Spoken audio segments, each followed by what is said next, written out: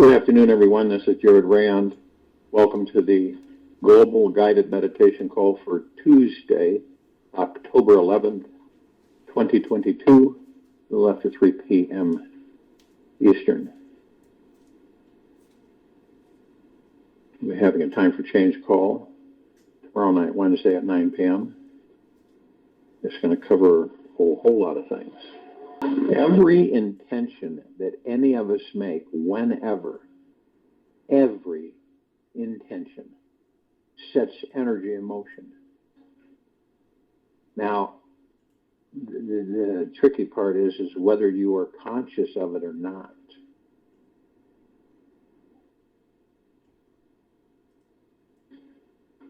In each and every moment of our lives,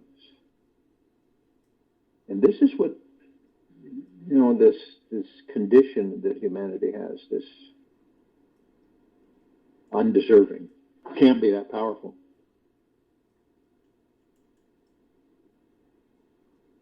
We are creating something. Our magical minds are always inventing, designing, devising, and magnetically manifesting the circumstances, challenging situations, and the types of people in our lives. Most of us are completely unconscious of our natural manifesting powers. We simply live our lives thinking that everything is coincidental and randomly occurring to us. The truth couldn't be more radically opposite and outrageously different. Deep down inside, all of us, we are the inventors of our entire reality. That is a proven fact. It isn't even debatable. That is an absolute with all of us. We are like an unending movie projector that is constantly playing out the film, scrolling inside. Whatever film we watch is what we end up attracting and creating more of in our lives. We cannot be stopped. Period. We are unstoppable manifesting machines that could never stop manifesting, even if we wanted to.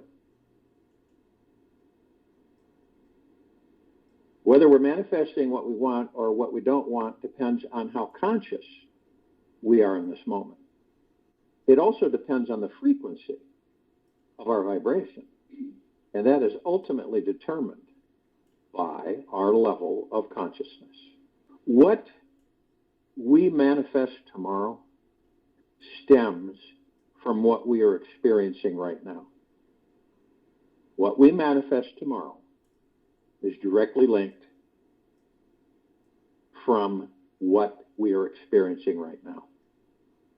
Our futures are impacted by the sum total of all the thoughts, feelings, and experiences we've had up until today. All the things our fathers, mothers, siblings, friends, co-workers, and bosses have said to us throughout our lives are still inside us, like data in a computer chip. What we do with this information in this moment is what will determine the level of energy that we vibrate at and the experiences we will manifest in the future. Perhaps one of the most important pieces of information to really for us to digest here is the knowing that we always have the power to create any interpretation of reality we want at any time. We can change our lives around by simply shifting how we perceive it. If you perceive it as doom and gloom, right? It will be doom and gloom. If you perceive it as wonderful and deep gratitude, gentle, kind, generous, and humble, it will be. Our words are the greatest power we have. The words we choose to use establish the life all of us experience. The words we choose to use establish the life we experience. Sonia Croquette. In each moment, we have the choice to shape-shift our reality. We can consciously increase our manifesting abilities and start vibrating at a higher energy level just by deciding that we're going to do this. We don't need to know how it's going to happen or where we're going to learn the secrets to doing it. We simply need to make the resolute commitment inside ourselves. This is the discovery to changing everything. The more we trust in this experience, the more we naturally begin reprogramming our body-mind with inspirational, loving, and high vibrational thoughts and emotions, and altering our experience of this life. Positive experiences in this life naturally arise through following a daily manifesting routine. A daily manifesting routine is a combination of meditation, intention, and physical activity that supports your being in tapping into your natural manifesting powers. The dilemma here on Earth is that the majority of the civilization doesn't know any of this. Doesn't know it. Doesn't believe it. Pretty nifty trick, right?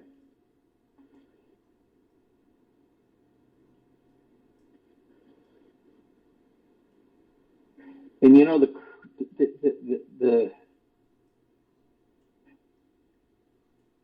root of all of this,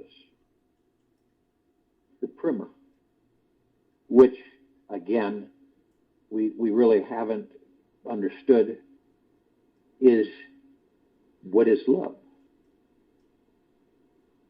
How, and this is the center of the God that we are in these bodies. It is what we are. How can we have so much confusion when we actually are love within this body? Now, you understand that there's many kind of fractured statements made throughout our existence in history. Let's just say the last few thousand years.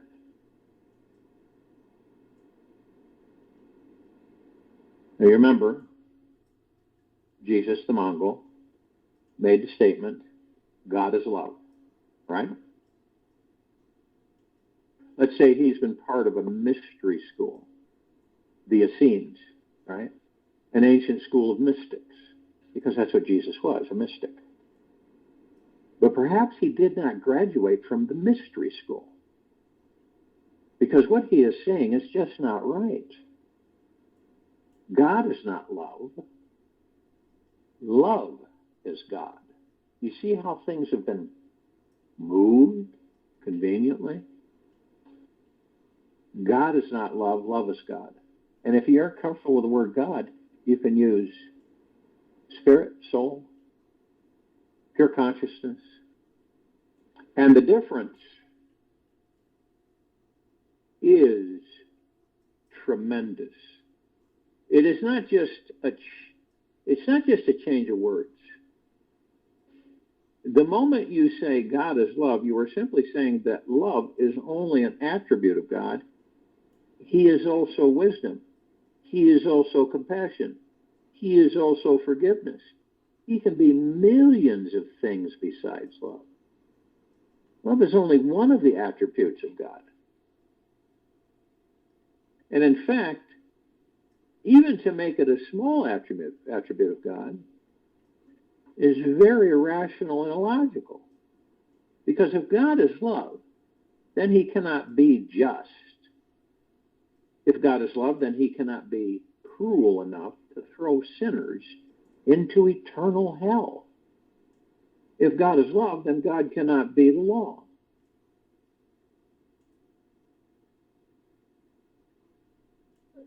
One great Sufi mystic, we'll just say Omar, shows more understanding than Jesus when he says, I will go on just being myself. I am not going to take any notice of the priests and the preachers because I trust that God's love is great enough. I cannot commit a sin that can be greater than his love. So why be worried? Our hands are small and our sins are small. And if you really believe in sins, our reach is small. How can we commit sins which God's love cannot forgive? If God is love, then he cannot be present on the last judgment day to sort out the saints and throw the remaining millions and millions of people into hell for eternity. And understand that all of this is an illusion. Who created it? We did. Perhaps he was not very deeply rooted in their teachings. Their teaching was love is God. That is such a tremendous difference. Now, God becomes only an attribute of love. Now God becomes only a quality of the tremendous experience of love. Now God is no longer a person, but only an experience of those who have known love. Now God becomes secondary to love.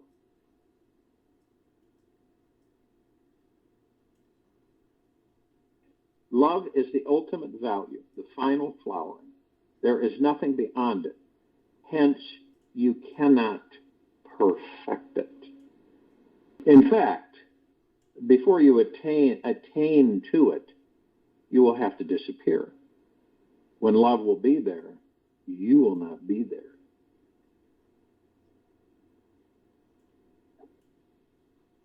Another great Eastern mystic, Kabir, has a very significant statement, a statement that can be made only by one who has experienced, who has realized, who has entered the inner sanctum of ultimate reality.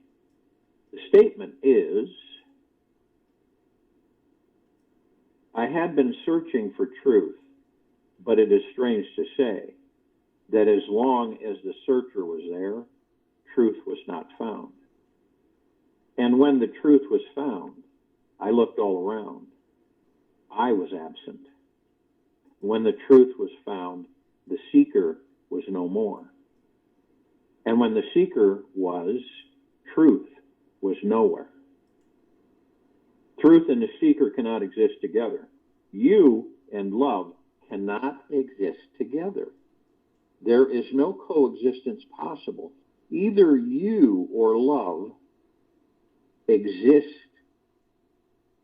together. There is no coexistence possible. You and love cannot exist together. There is no coexistence possible. Either you or love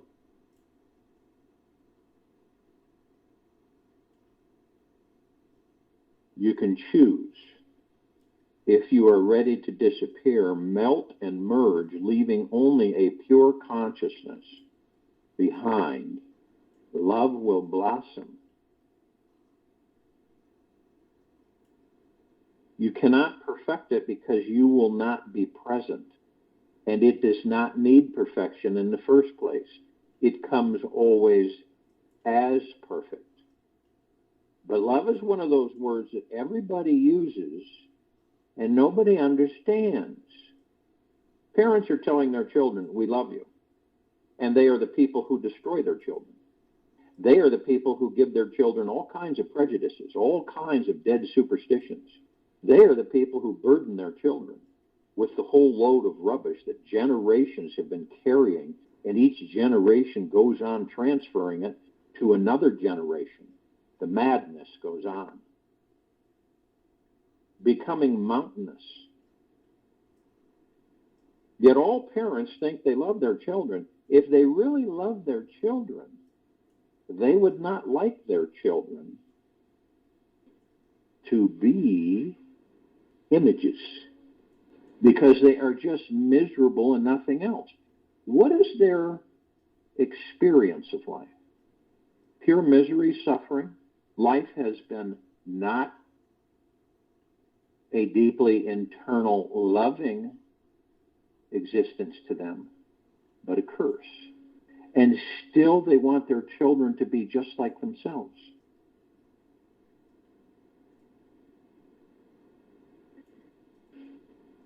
A while back, I was invited, this was many years ago, I was invited as a guest in a family.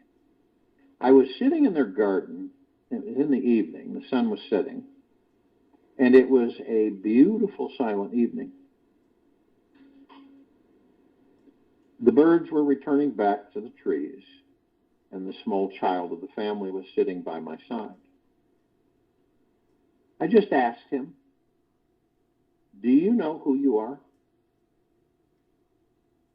And children are much clearer, more perceptive than the grown-ups, because the grown-ups are already spoiled, corrupted, polluted with all kinds of ideologies, religions.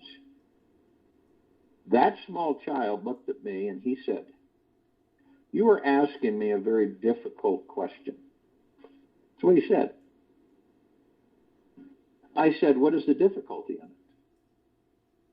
He said, "The difficulty is that I am the only child of my parents.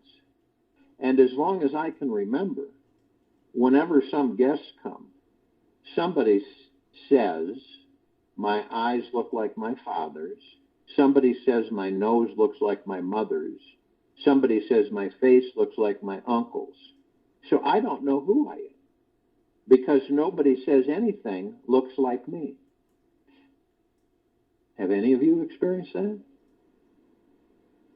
But this is what is being done to every child.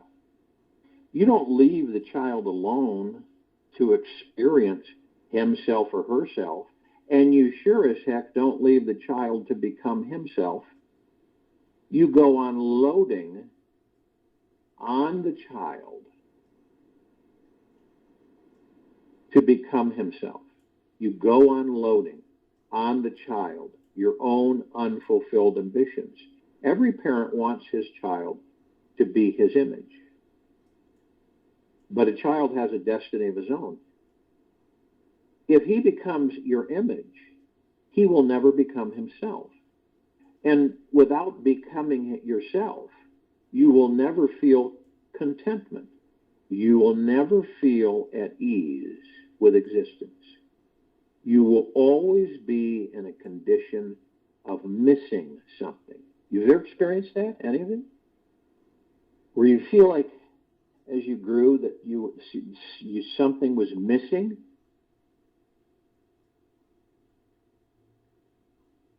Your parents love you, and they also tell you that you have to love them because they are your fathers, they are your mothers.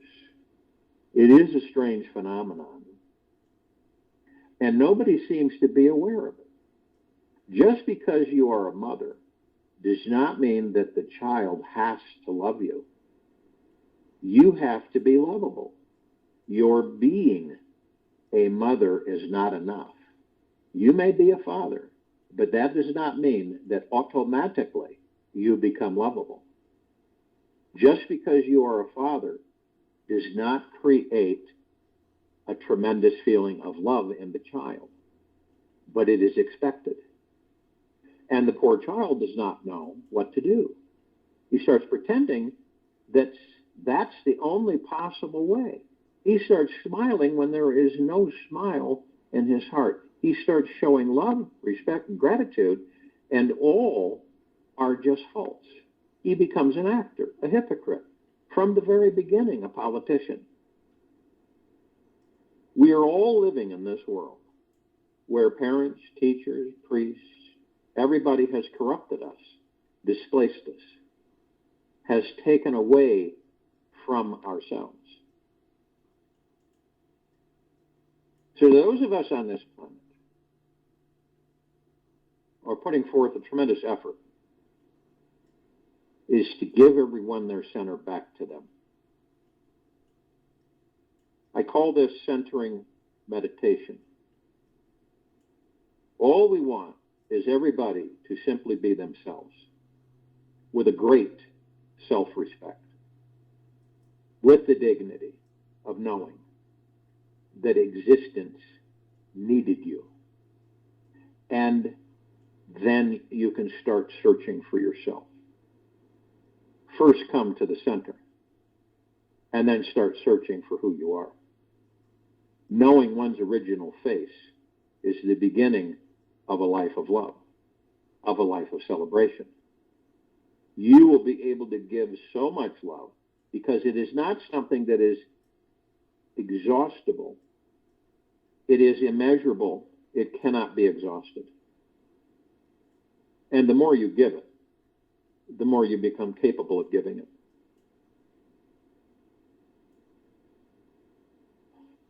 The greatest experience in life, in this life, is when you simply give without any conditions, without any expectations of even a simple thank you. On the contrary, a real authentic love feels obliged to the person who has accepted his love. He could have rejected it. When you start giving love with a deep sense of gratitude to all those who accept it, you will be surprised that you have become an emperor, no longer a beggar, asking for love with a begging bowl, knocking on every door. And those people on whose doors you are knocking cannot give you love. They are themselves beggars. Beggars are asking each other for love and feeling frustrated, angry, because the love is not coming. But this is bound to happen. Love belongs to the world of emperors, not of beggars. And a man is an emperor when he is so full of love that he can give it without any conditions. Then comes an even greater surprise. When you start giving your love to anybody, even strangers, the question is not to whom you are giving it. The very joy of giving is so much, who cares who is on the receiving end?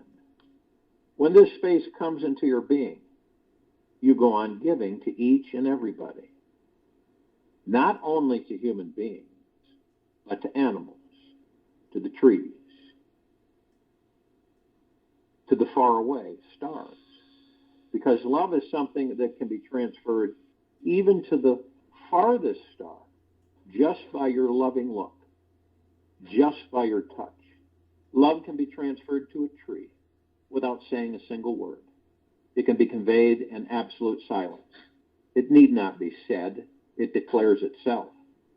It has its own ways of reaching into the very depths, into your being. First, be full of love. Then the sharing happens. And then the great surprise. That as you give, you start receiving from unknown sources, from unknown corners, from unknown people, from trees, from rivers, from mountains, from all nooks and corners of existence. Love starts showering on you. The more you give, the more you get. Life becomes a sheer dance of love. Can you imagine when many of us become clear about who and what we are? What will happen when these young bodies come in carrying souls, when we convey to them who and what they are?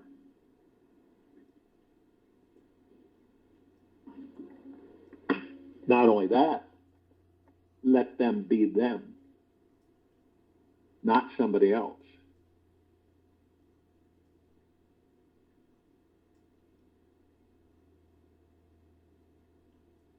Now, The moment we feel we are no longer dependent on anyone, a deep coolness and a deep silence settles inside. A relaxed let go. It does not mean you stop loving. On the contrary, for the first time, you know a new quality, a new dimension of love, a love that is no longer biological, a love that is closer to friendliness than any relationship. That's why I don't even use the word friendship, because that ship has drowned so many people. Love is not a relationship. This is the confusion on this planet.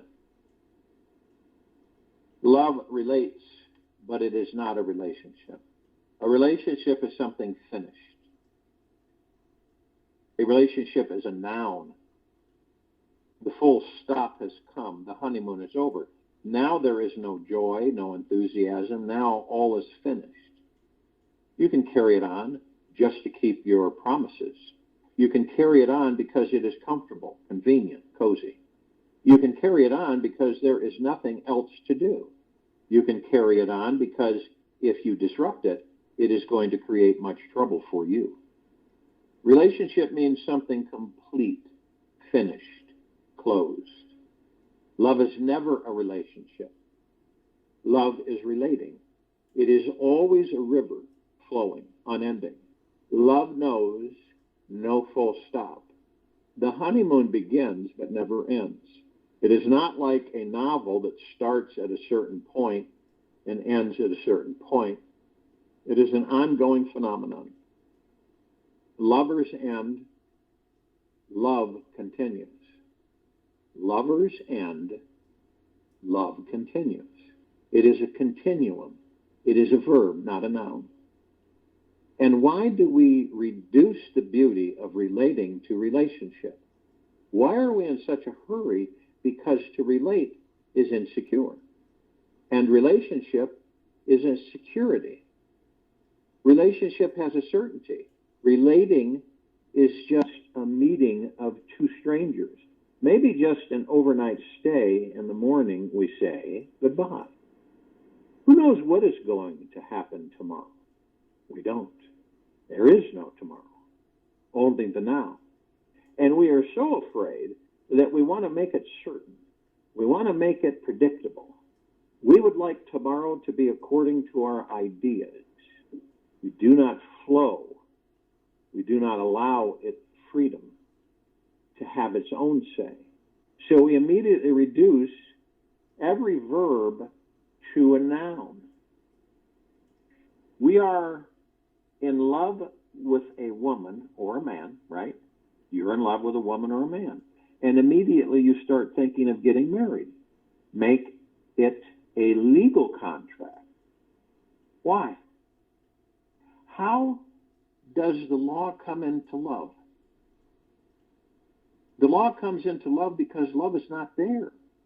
It is only a fantasy. And you know the fantasy will disappear. Before it disappears, settle down. Before it disappears, settle down. Before it disappears, do something so it becomes impossible to separate. In a better world, with more meditative people, with a little more enlightenment spread over the earth, people will love. They will love immensely, but their love will remain a relating, not a relationship. I'm not saying that their love will be only momentary. There is every possibility their love may go deeper than your love, may have a higher quality of intimacy, may have something more of poetry and more of godliness in it. And there is every possibility their love may last longer than your so-called relationship ever lasts. But it will not be guaranteed by the law, by the court, by the policeman. The guarantee will be inner. It will be a commitment from the heart. It will be a silent communion. If you enjoy being with somebody, you would like to enjoy it more and more. If you enjoy the intimacy, you would like to explore the intimacy more and more. And there are a few flowers of love that bloom only after long intimacies. There are seasonal flowers, too. Within 6 weeks, they are there. In the sun, but within 6 weeks again, they are gone forever. There are flowers that take years to come, and there are flowers that take many years to come. The longer it takes, the deeper it goes, but it has to be a commitment from one heart to another heart. It has not even to be verbalized, because to verbalize, it is to profane it. It has to be a silent commitment, eye to eye, heart to heart, being to being. It has to be understood, not said. Forget relationships and learn how to relate. Once you are in a relationship, you start taking each other for granted. That's what destroys all love affairs. The woman thinks she knows the man. The man thinks he knows the woman. Nobody knows either. It is impossible to know the other. The other remains a mystery. And to take the other for granted is insulting, disrespectful. To think that you know your wife is very, very, very ungrateful. How can you know the woman? How can you know the man?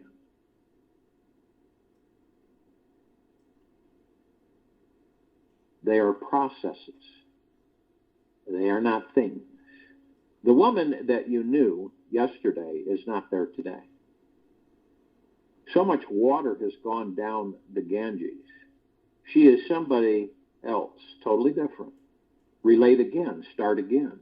Don't take it for granted. And the man that you slept with last night, look at his face again in the morning. He is no more the same person. So much has changed. So much.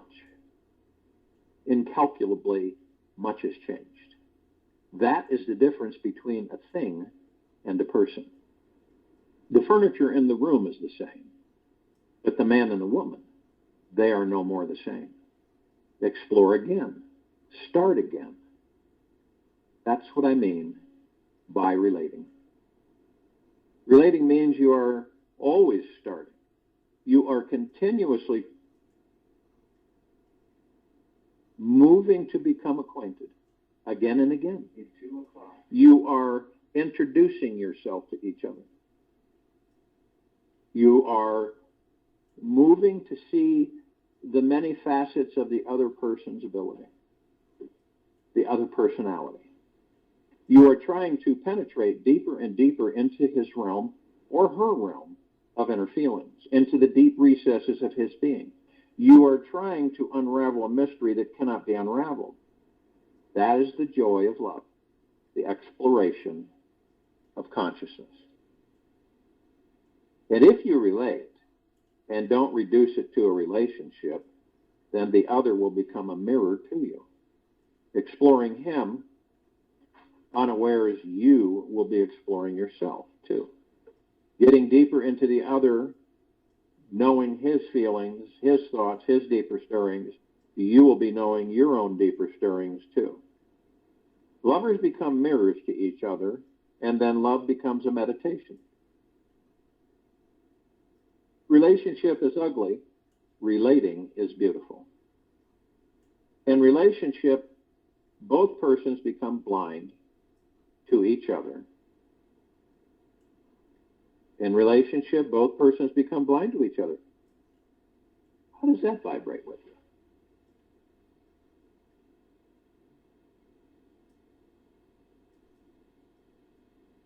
you? Just think, how long has it been since you saw your wife eye to eye? How long has it been since you looked at your husband? Maybe years. Who looks at one's own wife? You have already taken it for granted that you know her. What more is there to look at? You are more interested in strangers than in the people you know. You know the whole topography of their bodies. You know how they respond. You know everything that their bodies, right? Topography of their bodies. You know how they respond. You know how you know everything that has happened is going to happen again and again and again. It is a repetitive circle. It is not so. It is not really so. Nothing ever repeats. Everything is new every day. Just your eyes become old. Your assumptions become old. Your mirror gathers dust, and you become incapable of reflecting the other. Hence, I say relate. By saying relate, I mean remain continuously on a honeymoon. Go on searching and seeking each other, finding new ways of loving each other, finding new ways of being with each other. And each person in such an infinite mystery, inexhaustible, unfathomable, that it is not possible that you can ever say, I have known her, or I have known him. The most you can say, I have tried my best, but the mystery remains a mystery. I do my best, but the mystery remains a mystery. In fact, the more you know, the more mysterious the other becomes. Then love is a constant adventure. Now, one way in this guided meditation, this is moving into areas for us to be clear and understand. There's no race, okay? There's no race to this. We can go from lust to love to loving. From lust to love to loving. Love is not totally impossible, almost impossible in the ordinary state of the human mind. Love is possible only when one has attained to being not before. Before that, it is always something else. We go on calling it love, but sometimes it is almost stupid to call it love. A person falls in love with a woman because he likes the way she walks, or her voice, or the way she says hello, or her eyes.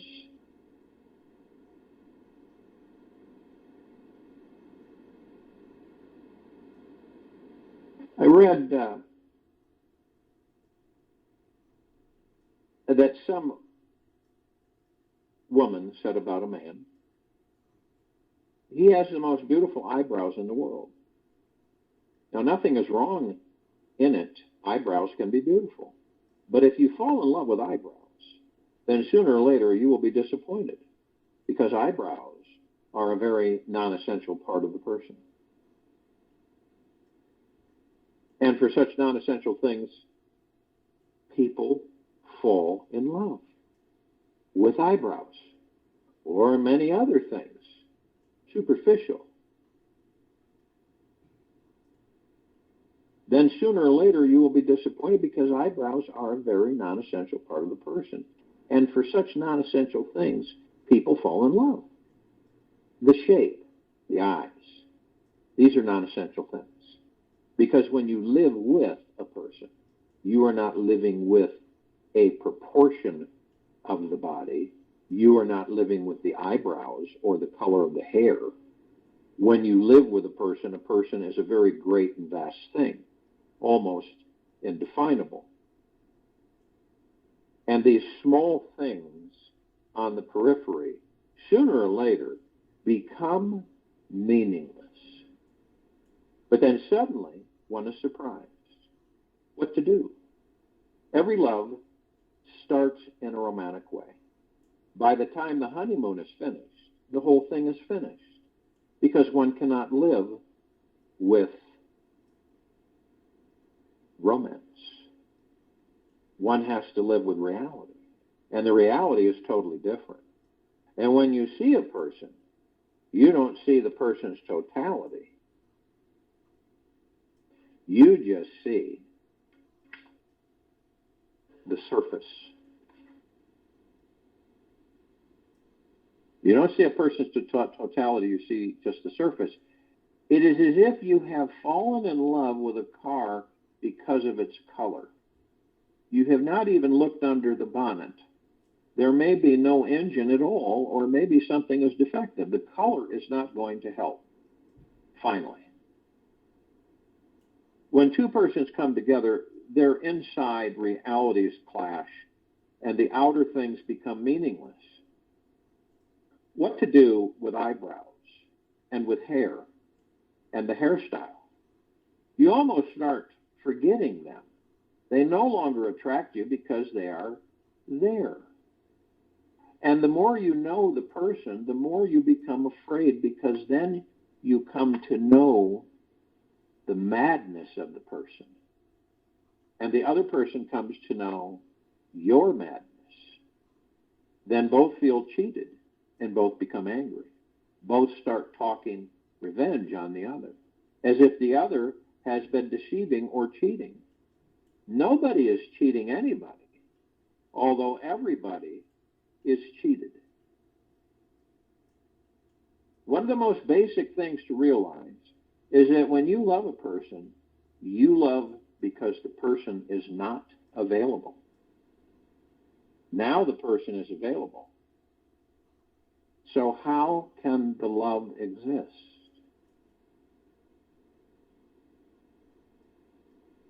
You wanted to become rich because you were poor.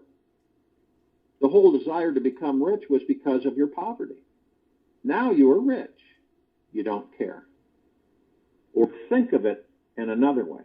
You are hungry, so you're obsessed with food. But when you are feeling well and your stomach is full, who bothers? Who thinks about food? The same happens with your so-called love. You are chasing a woman, and the woman goes on withdrawing herself, escaping from you. You become more and more heated up, and then you chase her more. And that's part of the game. Every woman knows intrinsically that she has to escape, so the chase is continued. Of course, she is not escaped so much that you forget all about her. She has to remain in view, alluring, fascinating, calling, inviting, and yet escaping. So first the man runs after the woman, and the woman tries to escape. Once the man has caught the woman, immediately the whole tide turns. Then the man starts escaping, and the woman starts chasing. Where are you going? With whom were you talking? Why are you late? With whom have you been? And the whole problem is that both were attracted to each other because they were unknown to each other. The unknown was the attraction. The unfamiliar was the attraction. Now both know each other well. They have made love to each other many times. And now it has become almost a repetition. At the most, it is a habit, a relaxation. Is gone. Then they feel bored. The man becomes a habit. The woman becomes a habit. They can't live without each other as a habit. And they not live together because there is no romance. This is the real point where one has to understand whether it was love or not. And one should not deceive oneself. One should be clear. If it was love, or if even a fragment of it was love, these things will pass. then one should understand that these are natural things. There is nothing to be angry about. And you still love the person. Even if you know the person, you still love him or her. In fact, if love is there, you love the person more because you know if love is there, it survives. If it is not there, it disappears. Both are good. To an ordinary state of mind, what I call love is not possible. It happens only when you have a very integrated being. Love is a function of the integrated being. It is not romance.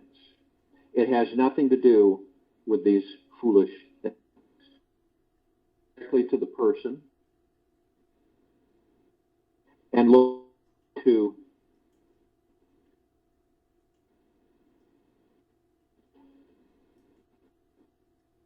love then is sort of affinity, being of the other person, but then it is totally different. Every love can grow into it,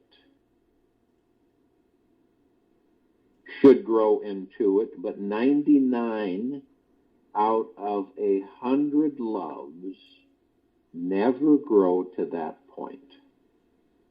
The turmoils and troubles are so great that they can destroy everything. Now, I'm not saying that one has to cling or one has to be alert and aware. If your lover, if your love consists of just these foolish things, it will disappear. It is not worth bothering about. But if it is real, then through all turmoils, it will survive. So just watch. Love is not the question. Your awareness is the question. This may be just a situation in which your awareness will grow and you will become more alert about yourself. Maybe this love disappears, but the next love will be better. You will choose with a better consciousness. Or maybe this love with a better consciousness will change its quality. So whatsoever happens, one should remain open. It has three dimensions. One is it is only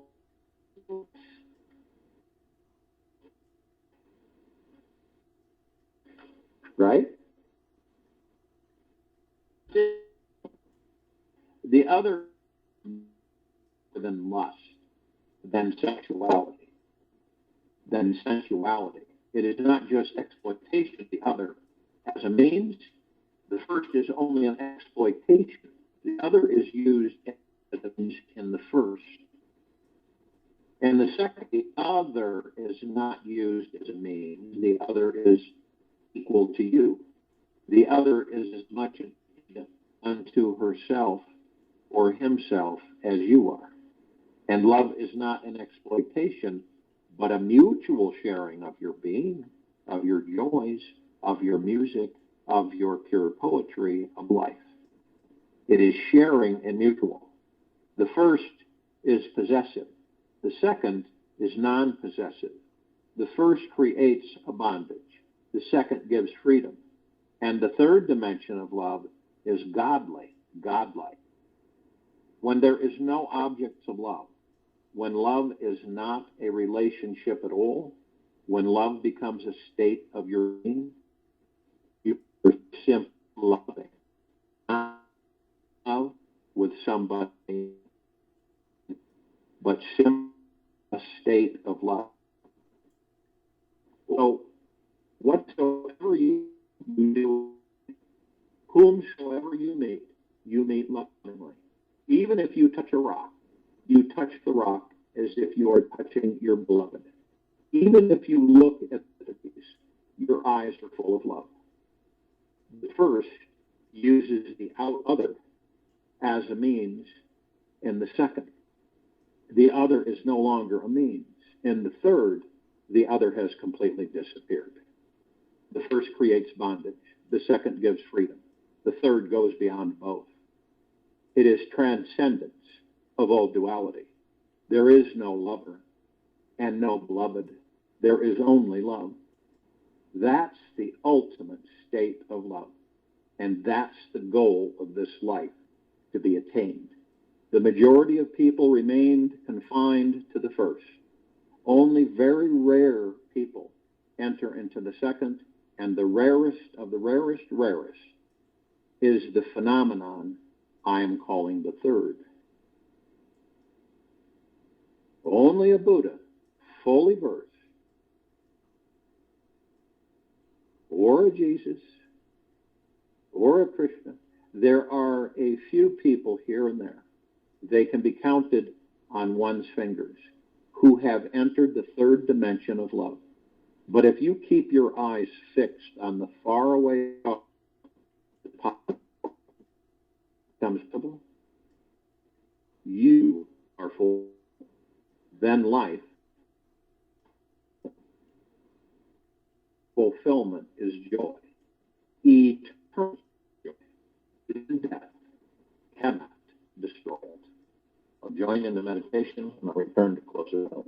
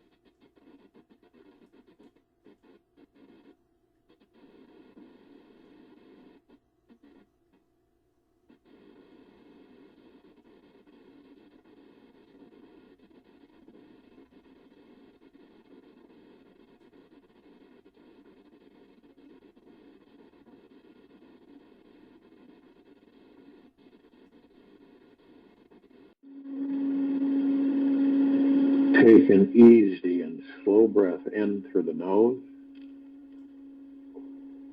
and an easy and slow breath out of the mouth. Remain still. Our deepest fear is not that we are inadequate. Our deepest fear is that we are powerful beyond measure. It is our light, not our darkness, that frightens us most. We ask ourselves, who am I to be Bruce, talented? Actually, who are you not to be?